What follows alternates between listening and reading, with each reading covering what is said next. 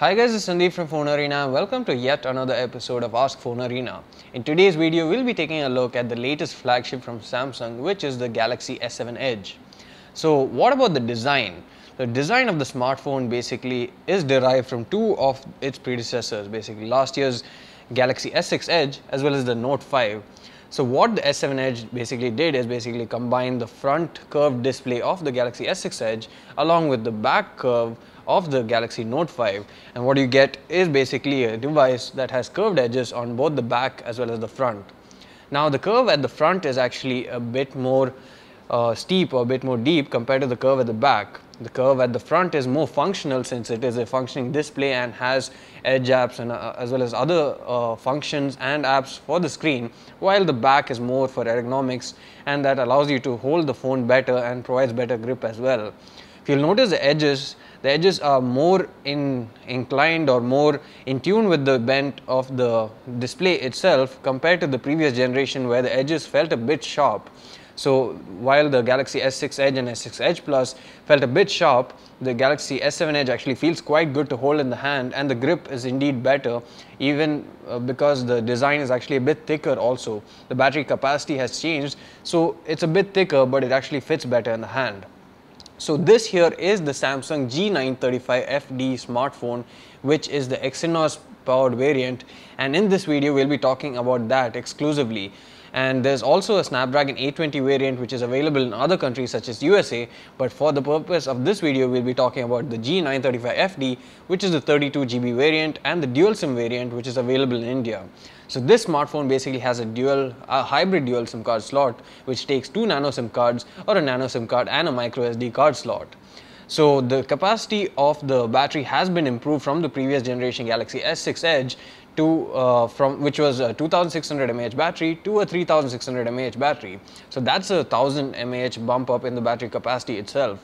But what is different is also the size. If you'll notice, the Galaxy S6 Edge is a bit smaller because it has a 5.1-inch display compared to the bigger 5.5-inch display of the Galaxy S7 Edge, as well as the dual curved sides.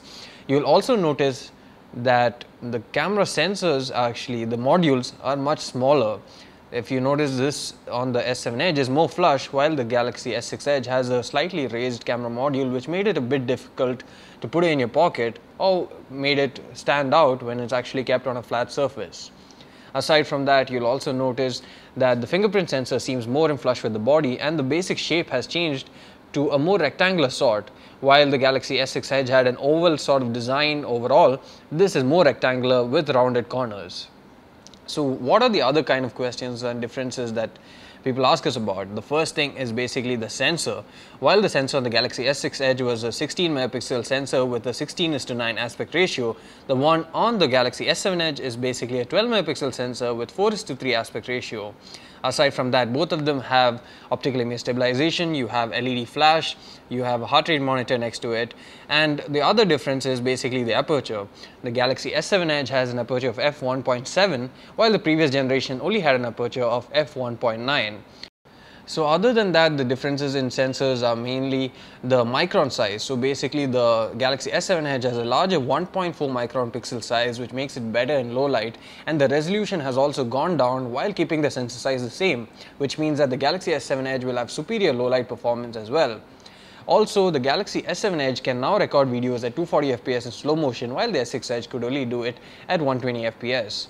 Now, when you look at the micro USB port at the bottom, you'll imagine that both these devices are same in terms of waterproofing, but actually the Galaxy S7 Edge is now IP68 rated for protection against water and dust, while the Galaxy S6 Edge didn't have any such protection. Apart from that, the devices also come with front cameras which are of the same resolution. Both have 5 megapixel resolution, but the front camera on the Galaxy S7 Edge has a brighter f1.7 lens like the one on the back of the Galaxy S7 Edge. The Galaxy S6 Edge had a f1.9 aperture lens up front as well. So the Galaxy S7 has an always-on display mode, which is basically as you see here. So what this does is give you a list of notifications, the current date, time, etc., even while the phone is in sleep mode. So this does consume a bit of power, but not as much as you would have to do when you actually keep waking the phone.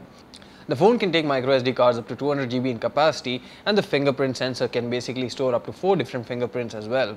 The smartphone is retailing for a price of 56,900 at the moment and is available in silver, black as well as gold variants. Now this here is the black variant and it's a bit different from the previous generation Galaxy S6 Edge.